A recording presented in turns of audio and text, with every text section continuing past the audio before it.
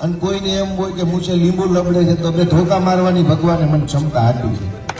સુરતના ભાજપના એક ધારાસભ્ય છે એ આખું મહણિયું ખાઈ ગયા. છાપામાં આવ્યું, એની ઉપર FIR થઈ. 8 કરોડ રૂપિયાનું બિલ મંજૂર થયું મહણિયાનું. મહણિયું કાગળ ઉપર આખું કમ્પ્લેટ બની ગયું અને ત્યાં અત્યારે પ્લોટ પડ્યો છે. તને નેતા ફાવતા નથી, હું ચૂંટણી ફાવતો નથી. આ વખતે તમારું મારું બેયનું જો ગોઠવાઈ જાય તો હું શું ભાજપ છે પછી જોઈ છે કોણે કેટલી હવાશેર ઊંટ ખાધી. ગામમાં ઉભા હોય તો વજન પડે આપણને, બે શબ્દ કહેવાની રજૂઆત કરવાનું મન થાય. ચા પાટી 107 FIR છે નહીં. આંદોલન કરીને લોકો ન્યાય અપાવવાની નહીં, જાહેરમાં બોલવું છે. ક્યાં કેવા આગેવાનો ભાજપે રાજકારણમાં ગોઠવ્યા. ગુંડાઓ, બદમાશો, લુખ્ખાઓ, તોડબાજો, હરામખોરો આ બધાને ધારાસભ્ય બનાવી દીધા. હારા માણસોને દરવાજો બતાવી દીધો. આવું થયું ને કેમ હોકારો થયો? હારા આગેવાનો રાજનીતિમાંથી બહાર નીકળી ગયા, ગુંડા બદમાશો મંત્રી બની ગયા ને એટલે તમારા ગામનો રોડ નથી બનતો. આ મેન મુદ્દો છે. ગામમાં ઉભા હોય તો વજન પડે આપણને, બે શબ્દ કહેવાની રજૂઆત કરવાનું મન થાય. ચા પાટી 107 FIR છે નહીં. આંદોલન કરીને લોકો ન્યાય અપાવવાની નહીં, જાહેરમાં બોલવું છે. ક્યાં કેવા આગેવાન ભાજપે રાજકારણમાં ગોઠવ્યા. ગુંડાઓ, બદમાશો, લુખ્ખાઓ, તોડબાજો, હરામખોરો આ બધાને ધારાસભ્ય બનાવી દીધા. હારા માણસોને દરવાજો બતાવી દીધો. આવું થયું ને કેમ હોકારો થયો? હારા આગેવાનો રાજનીતિમાંથી બહાર નીકળી ગયા, ગુંડા બદમાશો મંત્રી બની ગયા ને એટલે તમારા ગામનો રોડ નથી બનતો. આ મેન મુદ્દો છે. 8 ભૂંગળા ગટરના નાખવાના આપણે વાત કરીએ. 15 વર્ષ ભૂંગળા નાખવાના. મુદ્દો એ નથી ભૂંગળા નાખવાના, પણ ભૂંગળા નો નખાતા હોય ને તો ઓલા અધિકારીને જઈને કે ખોખારો ખાને કેમ એવું માણસ નથી વધવા દીધો રાજકારણમાં. એ મુદ્દો નથી. કહેવા વાળા હોત ને તારા બાપની પેઢી નથી વાયુ સામાન નાખ ભૂંગળા નકે ધોકો લઈને આવું છે તો ભૂંગળાનો બાપો નથી. નરેન્દ્ર મોદી આવવાનો હોય તો કેમ ગીરના જંગલમાં રોડ બની જાય રાતોરાત?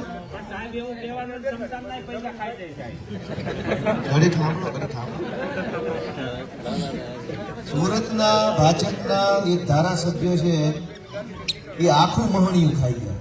છાપામાં આવ્યું, એની ઉપર FIR થઈ. 8 કરોડ રૂપિયાનું બિલ મંજૂર થયું મહણિયાનું. મહણિયું કાગળ ઉપર આખું કમ્પ્લેટ બની ગયું અને ત્યાં અત્યારે પ્લોટ પડ્યો છે. એ છાપામાં આવ્યું, એમાં ગુનો દાખલ થયો, બધું થયું. અત્યારે એ બેન જે છે એ ભાજપના ધારાસભ્યો ચાલુ છે. ગુંડાઓ, બદમાશો, તોડબાજો, બુટલેકરો, માફિયાઓ, વ્યાજવાળા આ બધા મંત્રી તંત્રી ધારાસભ્ય બની ગયા. હારો માણા લાચારથી બેઠો છે. એટલે હું તમારી પાસે એક વિનંતી લઈને આવ્યો છું કે તમે એમ માનતા હો કે આ છોકરો ડાયો માણસ છે, હારો માણસ છે, અને નકરો હારો હોય તો શું કામનું આવડતું ન હોય કઈ. હું વકીલ છું, મેં પોલીસમાં નોકરી કરી. પોલીસ આરે કેમ વાત કરવી એ મને ફાવે. મામલતદાર, collector, RFO, SCF, DCF, TDO, BDO, DDO ગમે એની આરે કેમ વાત કરવી એ મને ભગવાને આવડત આપી છે. ટીવીમાં કેમ વાત કરવી એ આવડત એ ભગવાને મને આપી છે. સમાજની વચ્ચે ઉભા હોય તો હું બોલવું ને કેમ બોલવું એ આવડત એ ભગવાને મને આપી જાય. અને કોઈને એમ હોય કે મૂછે લીંબુ લબડે છે તો બે ધોકા મારવાની ભગવાને મને ક્ષમતા આપી છે. મને બધું ભગવાને આપ્યું છે. તમે શ્રેષ્ઠ ટેકો આપો તો તમારું મારું દેહનું કઈક સારું થાય એમ છે. તમે આ વિસાવદર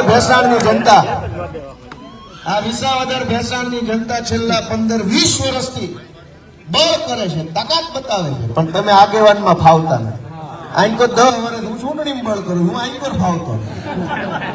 તમે નેતા ફાવતા નથી, હું ચૂંટણી ફાવતો નથી. આ વખતે તમારું મારું બેયનું જો ગોઠવાઈ જાય તો ભાજપનું ફીંડલું વાળી દેવાની ગણતરી છે.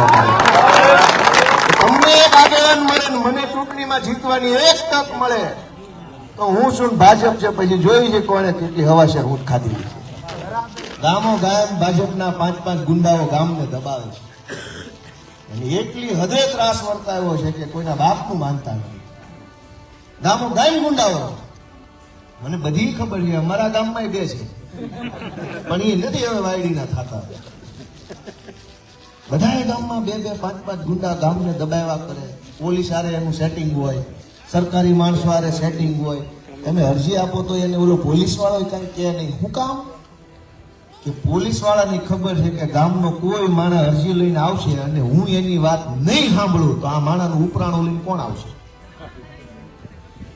વન વિભાગ તમારું કોઈ જાનવર કોઈ છીનમાં મરી ગયું વન વિભાગ વાળો આવીને દબડાવી જાય તમને, તો વન વિભાગ વાળાને ખબર છે કે તમારું ઉપરાણું લઈને કોણ આવશે? કોઈ આગેવાન તો છે નહીં હારો માણસ. આવું સાચું બોલ્યો ખોટું બોલ્યો?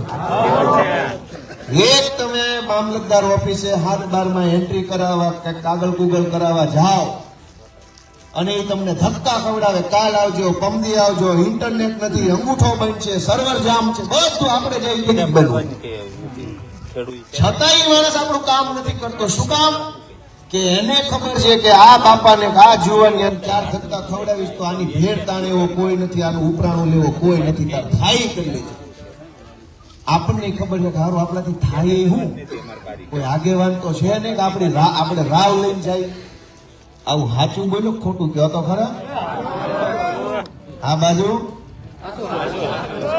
તમે અહીંથી માંડવીનું ટ્રેક્ટર કે ગાડું કે જે કાંઈ ભરીને જાઓ સેન્ટર ઉપર, એટલે ઓલો એક ખાંડી 1000 રૂપિયા માગે, નકર રિજેક્ટ કરું. શું કામ? કે એ માગનાર વ્યક્તિને ખબર છે કે આ વિનુભાઈ માંડવીનું ગાડું ભરીને આવ્યા છે અને એક ખાંડી 1000 રૂપિયા હું માગું છું, નહીં આપે તો હું રિજેક્ટ કરીશ, અને હું રિજેક્ટ કરીશ તો એ જાશે ક્યાં, કોને કહેશે? કોઈ છે તો નહીં સાંભળવા વાળો.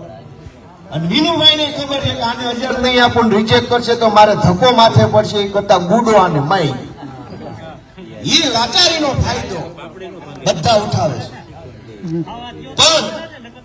પણ એમ વાત સમજો કે તમે અહીંથી ટ્રેક્ટર ભરીને માંડવી સેન્ટર ઉપર આપવા ગયા અને એ માણસને ખબર હોય કે જો ખોટી રીતે માંડવી રિજેક્ટ કરી તો આ બાપો હમણાં ઉભા ગોપાલ ઇટાલિયન ફોન કરશે ને ગોપાલ ઇટાલિયન એના માણસો આવીને ઉભા છે બાંધશે, એવી ખબર હોય તો એ સેન્ટર વાળાની હિંમત છે તમારી માંડવી રિજેક્ટ કરે?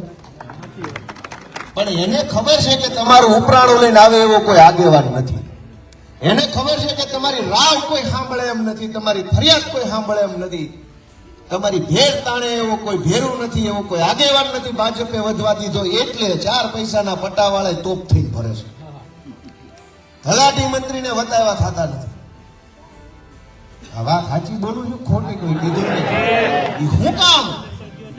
હું કામ નથી એ માનતા કે આપણા આગેવાનમાં આપણે ફાયવા નહીં, ઠર્યા નહીં. અને આગેવાન શું કામ એવા છે? એક તો ગુંડા બદમાશ બુટલેગરો તોડબાજો હતા, એ ચૂંટણી જીતીને ભાજપમાં ગોઠવાઈ ગયા. કેટલાક સીધા હારા માણાય છે, પણ હારા માણાને ઓલો અધિકારી કાયમ ઉઠા બનાવી જાય. સીધો માણા હોય, આગેવાન હોય, ચૂંટણી જિલ્લા પંચાયતની ફલાણા પંચાયતની જીત્યા હોય, હારો માણા હોય, કાંઈ વાંધો નહીં, પણ હારા માણાને ઓલો ટીડીઓ કાયમ ઉઠા બનાવે. રજૂઆત લઈને જાવ એટલે ઓલો ટીડીઓ મામલતદાર ડેપ્યુટી કલેક્ટર એમ કે સરકારમાંથી છે, ઉપરથી આમ છે, ઉપરથી આમ. હવે આપણો આગેવાન બિચારો એટલો સીધો પડે કે ઉપર તો હું હોય મારો રામ જાણે, એટલે એ એમ ઢીલો પડે. આ વાત સાચી છે ખોટી છે? અને ત્રીજા પ્રકારના આગેવાનો છે, એને કાયમ ટિકિટ ટુ ટિકિટ જ હાલતા હોય. ગામનું જે થાય એક ટિકિટ મળે ને જીતી જાય એટલે બીજી વાર કેમ મળે ને એની વેતરણમાં 5 વર્ષ હાલતું હોય. એટલે બીજી ટિકિટ મળવાના એની પાસે 2 રસ્તા હોય, કાં તો એક થેલો ભરીને રૂપિયા આપે તો એની પાર્ટી એને ટિકિટ આપે, કાં પછી મોટા નેતાના કૂતરા છોકરા રમાડે તો ટિકિટ મળે. એમ તમારા મતથી શું થાય ને પછી વયો જાય ગાંધીનગર કામ કે તેમ કે હવે બીજી ટિકિટની વેતરણમાં જાવ છું, આવતી ચૂંટણીએ મળું. રાવ લઈને ક્યાં જાવી, ફરિયાદ લઈને ક્યાં જાવી, કોણ આપણું સાંભળશે? કોઈ સાંભળવા વાળો ન હોય તો રેઢા રાજ પડ્યા જાય, રેઢું હોય એટલે તો ગમે એમ કરી જાય. આ રેળ હાલે છે, ત્યારે રેળ હાલે છે. જેના હાથમાં તાકાત, જેના હાથમાં સત્તા, એ નાકું વાળી લે છે અને આપણી જેવા ઉભા રહી જાય છે. આ સાચું છે ખોટું કોઈ કહેતો નથી. 7 જણા કારના હો કરે, વાહે વાળા કોઈ કહેતા નથી. ગુંડાઓ નાકું વાળી લે, લુખ્ખા તત્વો નાકું વાળી લે, પોલીસ વાળા નાકું વાળી લે, વન વિભાગ વાળા વાળી લે. એક લાચાર ખેડૂત 10 કાંડી 5 કાંડી માંડવી લઈને જાય તો કોઈ એનો હાથ ચાલવા વાળું. આ પીડાનો રસ્તો કાઢવાની ચૂંટણી આ વિસાવદર ભેસાણમાં આવી છે. તમે મને લાયક સમજતા હોવ, તમે એમ સમજતા હો કે આ જુવાનીઓ કઈક કરીએ કે એમ છે, તમે એમ સમજતા હો કે આની પાસે તાકાત છે, તમે એમ સમજતા હો તાકાત વધતા આવડત છે, તમે એમ સમજતા હો કે તાકાત, આવડત, હિંમત, ધગશ, ધીરજ બધું આમાં છે, તો એક વખત મારું બાવડું પકડો, મને આશીર્વાદ આપો, મને ત્યાં કામ કરવાની તક આપો. પછી બીજી વખત હું હાથ નહીં જોડું, લિસ્ટ લઈને આવીશ કે આટલું કામ કરીને આવ્યો છું. દર સેકન્ડે હાથ થોડા જોડવાના હોય કે આપો ને આપો, આપો ને આપો.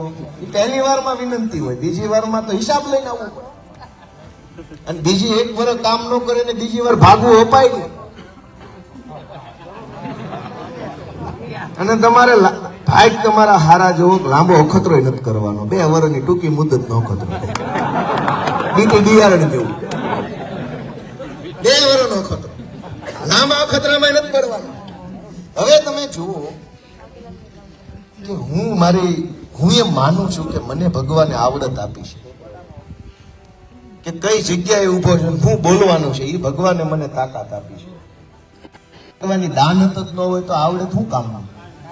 આળનો પીર હોય ને હુઈ રહેતો. મારામાં આવડત તો ભગવાને મને આપી છે, પણ ધગશ એટલી છે ને એટલે ચૂંટણી તારીખની બધાની પહેલા અહીંયા આવી ગયું. આ ધગશ છે મારી. પણ ક્યાં ધગશ ન હોય તો ના પાડો. ધગશ છે એટલે અહીંયા આવ્યો છે.